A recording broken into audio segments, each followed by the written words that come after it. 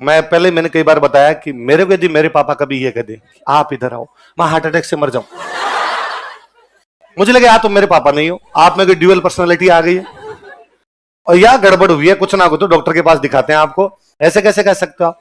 आजकल यहाँ घर वाले आप इधर आइए, जैसे ही पापा आते हैं बच्चा जाके झूल जाता है, डैडी आ गए डैडी आ गए। अपने भाई साहब ये तो था ही नहीं, पापा अंदर, अपने बात अपने अंदर तो एक म्यान में दो तलवारें, या तो पापा रहेंगे घर के अंदर या अपने रहेंगे। तब मैं आजकल देखता हूँ आजकल यार घर वाले कितना ध्यान रखते हैं ज्यादा, इसलिए जब बच्चों का इतना ध्यान रखना शुरू किया, इसलिए बच्चे की थोड़ी सी भी टेंशन आती है वो घबरा जाता है। वरना पहले कभी फील नहीं होता था कि कोई दिक्कत है, छोटी मोटी दिक्कतों को बंदा कुछ समझता ही नहीं था, क्योंकि उसने ऐसी कई दिक्कतों का सामना किया होता था। मैं आप जब बच्चों को देखता हूं कि आपका एडमिशन करवाने के लिए घर वाले साथ आते हैं, मुझे लगता है इसने 12th की है, इसका एडमिशन करवाने के लिए घर वाले साथ आए हैं, और घर वाले यूं पूरा पीजी देखेंगे, तुम्हारा खाना कैसा मिलता है हम खा के टेस्ट करेंगे। खाने दो रे, मरेगा तो है नहीं, कैसे भी मत चिंता करो, अपने आप रह जाएगा। पर घर वालों ने इतना ज्यादा ध्यान रखना शुरू कर दिया, और वो बच्चे जिनके मम्मी पापा दोनों एडमिशन करवा के गए, पीजी देख के गए, महंगे से महंगा पीजी करा गए, वो 10 दिन बाद में आकर था मेरा मन नहीं लगता और मेरे ये भी दिक्कत आ रही है, ये भी दिक्कत आ रही है। वरना पहले घर वालों का एक काम था कि पैसे ले, तू जाने तेरा काम जा सिमरन, हमारा तेरे से कोई लेना देना। मैं टेंथ क्लास पास की थी, 10th के बाद घर वाले बीकानेर छोड़ के गए, तो सामान लेके उस दिन आए थे, तब घर वाले सामान रख के गए, एक रूम दिलाया किराए पे। अब कहा मतलब मकान मालिक से बात की, मेरा सामान ऊपर रखा, 15 मिनट बाद पापा ने कहा मेरी बस है, अब तू जाने तेरा कमरा कैसे जचाना है, किताबें कहां से लानी है कहां से नहीं लानी, तेरा काम जाने। अब मेरे को तो ये भी नहीं पता बीकानेर में बुक्स कहां मिलती है। मकान मालिक ने कहा हम दिलवा देंगे, मत चिंता करो। दूसरे दिन, अगले दिन सैटरडे था, उसके अगले दिन संडे था, तो सैटरडे को मैं क्लास बिना बुक्स की चला गया, रफ रजिस्टर लेके चला गया। संडे के दिन मैंने, स्कूल वालों ने कहा भाई बुक्स लेके आओ, मैं कल ले आऊंगा। मैंने मकान मालिक को जाके कहा कि भाई बुक्स कहाँ मिलेगी, उनका सीधे सीधे जाओ, आगे एक दुकान आएगी। अब शहर में सीधा सीधा भी खत्म नहीं हो रहा ना गांव में हमारे खत्म हो जाता दूर दूर जाके, अब मैं सीधा सीधा सीधा सीधा जा रहा हूँ, पूछता पूछता कि दुकान कहाँ है, दुकान कहाँ।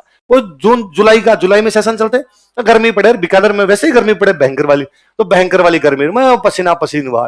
फाइनली एक दुकान पे पहुंचा, वो दुकान गंगानगर के कोई थे, उनकी दुकान थी। मैं उधर गंगानगर वाले बेल्ट में 10th तक पढ़ा हुआ था, तो मेरी बोली वो थी, टोन वो आती गंगानगर वाली। तो मैंने जैसे बोली तो जाके हिंदी थी मेरी तरफ से, तो पर हिंदी भी आती नहीं थी अपने, वो बीच में आती वो साथ में।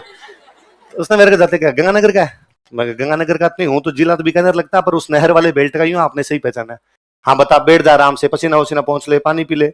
पानी मैंने पिलाया आराम से। क्या चाहिए? मेरे को बुक्स चाहिए, 11th की साइंस की बुक्स चाहिए, मैथ सब्जेक्ट है मेरे पास। उनका मैं बुक्स वगैरह दे दूंगा। फिर उन्होंने मेरे को कई देर यूं बिठा के, पहले क्या लोग ये भी कि भाई आपका कोई कुछ भी नहीं लगता, फिर भी आपको समझाना है। पहली बार आया अभी, हाँ ध्यान रखना है। कौन सी स्कूल में? मैंने स्कूल का नाम बताया, उसमें विशेष ध्यान रखना है। क्यों? उसमें लड़कियां पढ़ती है मैं इतना फूट रहा नहीं हूं मैं कि कोई चुरा के ले जाएगी वैसा, ये वाली आप टेंशन ही मत लो, अपने भी दूर दूर तक कोई जादू नहीं हो सकता ऐसा पर मुझे लगता है उस आदमी को कितना स्नेह था मेरे से कि मैं किताब की दुकान में बैठा था और उसने मेरे कहा तेरे पास पैसे नहीं हो तो भी मेरे से बुक्स लेके जाना, तेरे कभी टेंशन नहीं होनी चाहिए, यहाँ पे दूर से आया देख मैं तेरे गांव के पास का ही हूं और हूं। तो हम सीखते, इसे ह्यूमन बिहेवियर सीखते कि किसी आदमी से उधार भी कैसे लेनी है, किसी आदमी से आपको बात भी कैसे करनी है। स्टूडेंट को यहाँ पे एक दिन रुपए समाप्त हो जाए, उस दिन उसके ऑनलाइन नहीं आए तो उसके यूं लगता है कि मेरे पास पैसे नहीं है। यहाँ घर वाले 1 तारीख को रुपए भेजते, 10 तक तो समाप्त हो जाते थे, अगले 20 दिन तक उधार भी चलाए हुए हैं। पर अड़ोस पड़ोस के सारे दुकान वाले जानते थे कि उधार देनी है, और अपने जितने रुपए आए आते सबसे पहले दुकान वालों का रख लो रे, बाद में खत्म हो जाएंगे और तुम दे दो, बाद में मैं उधार देते रहना। हम सीखते हैं किससे कैसे बात करनी है, किससे कैसे बिहेव करना है, किन परिस्थितियों के अंदर कैसे रहना है। इसलिए बच्चों के साथ में इतना लाड प्यार भी कभी नहीं करना कि बच्चे को छोटी सी भी घटना दुखदायी लगे। मैं कई बार सोचता हूं टाबर सुसाइड के बारे में सोच भी कैसे सकता है, वो राजस्थान का टाबर तो कैसे ही सोच सके। हम उन अलग परिस्थितियों के अंदर रहे हुए लोग हैं, हमारे मन में भी ये बात कैसे आ सकती है।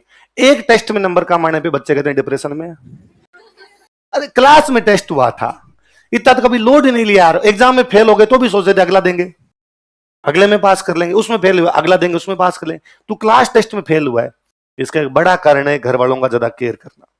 इसलिए आपके घर में यदि छोटे बच्चे हो तो उनको थोड़ा थोड़ा समय समय पर, समझ गए ना मेरी बात? मैं बोल तो नहीं सकता यहां पे, अभी कोई वीडियो वायरल कर देगा, देखिए कैसे नृशंस मनुष्य हैं। छोटे बच्चों के प्रति क्या व्यवहार अपनाने के लिए कह रहे हैं, पर आप समझ गए ना, लाड करना है जी, थोड़े थोड़े दिनों में लाड करना। लाड तो समझते हो?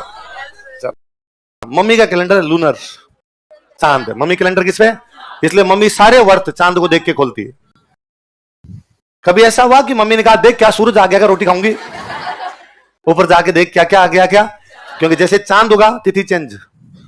मम्मी ने चौथ का व्रत किया, चांद उग गया, चौथ समाप्त, पंचम, अब क्यों रखे व्रत? मम्मी ने व्रत किया पूर्णिमा का, तो पूर्णिमा है, चांद उग गया, अब अगला एकम, अब क्यों रखे? तो हमेशा किसको देख के व्रत खोले जाते हैं? क्योंकि मम्मी का कैलेंडर किस पे है? चांद पे। किस पे है? चांद के साथ चक्कर है। वो 15 दिन दिखता है, 15 दिन नहीं दिखता।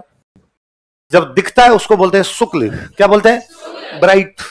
जब नहीं दिखता उसको बोलते हैं कृष्ण, डार्क। जोधपुर में किला है मेहरानगढ़। कौन सा किला है?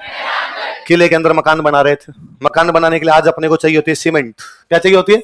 उस समय चाहिए होता था चूना। क्या होता? लाइम। लाइम जिसको आप बोलते हो चूना। चूना बनाने के लिए लकड़ियों को जलाते। गिली लकड़ियां जलेगी कि सूखी? तो राजा का एक मंत्री था, उस मंत्री का नाम था गिरधारी दास। क्या नाम था? गिरधारी दास ने सैनिकों को कहा कि जाओ और जाके सूखी लकड़ियां लाओ। कैसी लकड़ियां लाओ? पर सूखी लकड़ियां ढूंढने में टाइम लगेगा, 2 यहां मिली, 2 यहां मिली, 2 यहां मिली, तो उनको लगा यार कौन ढूंढता फिरेगा, एक काम करते हैं गिली काट लेते हैं, सुखा लेंगे, 10 दिन में तो सूखी जाएगी काटने के बाद में। तो एक गांव में गए, उस गांव का नाम क्या था? खेजड़ी के पेड़ थे। किसके पेड़ थे? काटने लगे तो वहां पर एक महिला है, उनका नाम था अमृता देवी बिश्नोई। क्या नाम था? भी आए, इन्होंने आकर अरे मूर्खों इतनी बुद्धि नहीं है तुम्हें, क्यों काट रहे हो, हरे भरे पेड़ क्यों काट रहे हो तुम? उन्होंने कहा राजा में महल बन रहा है वहां पे, और मंत्री गिरधारी दास जी ने ऑर्डर दिए हैं कि लकड़ियां लेके इसलिए लेके जा रहे हैं। अरे तो सूखी लेके जाओ, गिली क्यों लेके जा रहे हो, हरे भरे पेड़ क्यों काट रहे हो? मारवाड़ का देश है, वेस्टर्न राजस्थान है, वैसे ही पेड़ पौधे कम है, और काट लोगे और कम होंगे, बारिश नहीं होगी, बारिश नहीं होगी तो गर्मी और बढ़ेगी, तो थोड़ा तो भले मन को ध्यान दो। उन्होंने कहा अच्छा तू सिखाएगी कि क्या करना है? क्या तू नहीं जानती हम किसके आदमी है? कहा भाई किसी के आदमी होंगे, लेकिन मैं हरे भरे पेड़ों को तो काटने, क्या कर लेगी तू हमारा? उसने आप कर तो क्या सकती हो, तुम सारे सैनिकों हथियार है, ये लो मैं पेड़ के आगे खड़ी हूं, मुझे मार दो, काट लो। मेरी आंखों के सामने जीते जी पेड़ काटने उन्होंने मार उड़ दिया। देखते देखते पूरा गांव इकट्ठा हुआ, 363 लोग। कितने लोग? किसको बचाने के लिए? दुनिया के इतिहास में ऐसी घटना नहीं है कि लोग पेड़ पौधों को बचाने के लिए शहीद हो गए। आज जब पूरी दुनिया कहती है एनवायरमेंट कंजर्वेशन, पेड़ पौधे लगाने जरूरी हैं, तब उन्हें याद रखना चाहिए कि लगाने छोड़ो, हम तो बचाने के लिए भी मर गए थे। तो राजस्थान की धरती केवल ये नहीं है कि लोगों ने कोई अपनी जमीन बचाने के लिए दान दे दी, या लोगों ने अपने राज्य बचाने के लिए अपनी धरती बचाने के लोग मर गए, या राज्य बचाने के लोग मर गए, या कोई दूसरी चीज के लोगों ने बलिदान दिया। लोग यहाँ इसलिए भी मर गए क्योंकि क्या बचाने थे? क्या बचाने थे? पेड़। वो हमारी महान भूमि कौन सी? खेजड़ली। कौन सा गांव है? कितने लोग? किसके नेतृत्व में? इसलिए उस गांव में, उस खेजड़ली में हम मेला लगाते हैं, पेड़ों का मेला। किसका मेला? Tree festival. तो दुनिया में कहीं पे ट्री फेस्टिवल होता है तो कहां पर होता है? और आज भी जब भी एनवायरमेंट कंजर्वेशन में कोई अवार्ड दिया जाता है तो अवार्ड का नाम क्या होता है? पहले बड़ी बात